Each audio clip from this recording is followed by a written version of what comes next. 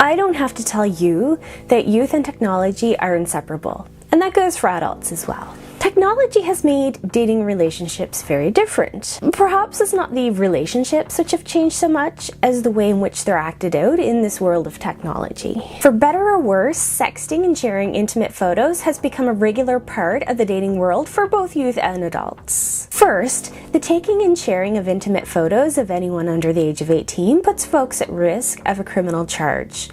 As we mentioned in our age of consent video, no one under the age of 18 is allowed to consent to be in pornography because it's considered an exploitative activity for youth. Many authorities, though, aren't necessarily charging youth who are sharing photos in a consensual relationship, as long as that falls within the age of consent guidelines. Often where the bigger problem arises is when these photos are shared outside that consensual relationship. When we talk to youth, again, it's important to emphasize that sharing photos under 18 is a risky activity. There's always the possibility that someone could face a charge related to child pornography. And of course, not only are these charges really serious, they could affect someone's career choices, like if they want to become a doctor, lawyer, or teacher. Let's be honest though, telling youth to not do something doesn't mean that they're not going to go out and do it. So we have to think of ways to keep them safe. We need to practice the idea of harm reduction so that if youth do exchange intimate photos, they're as safe as they possibly can in that situation. Harm reduction recognizes that people aren't always going to follow the rules, but we want them to be as safe as possible whether they break the rules or not. First, consent with any sexual activity is a must, and that includes sharing intimate photos as well.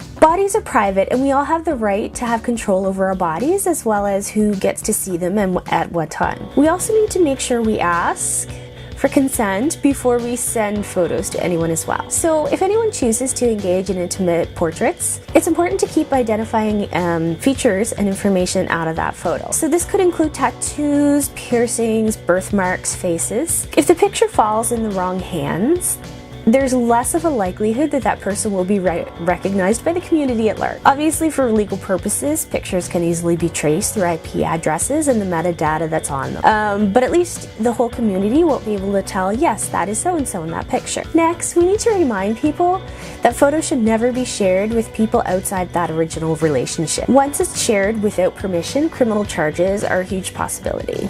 And of course, everyone should practice safe technology use, such as protecting devices with passwords and anti-hacking software that hopefully people aren't going to be able to hack into phones and steal those images. And of course, if it's password protected, if that phone falls into the wrong hands, there's a chance that they might not be able to get into it to see those photos. Finally, we do need to have these honest conversations with our youth about their dating practices and how some of their choices could affect their choices down the road. So some career opportunities may be limited by a criminal offense, but also by photographs that may appear unexpectedly years later. So if someone intends to become a teacher or politician, how would they feel if intimate photos suddenly started circulating in the community? What if they lost a job because of it? And this indeed has happened in Nova Scotia. According to the law, again, sharing photos without consent is a legal offense, but you can't prevent your relatives from accidentally coming across one of these photos on the internet. There are risks that come with any sexual activity, and these are some of the risks that come with sharing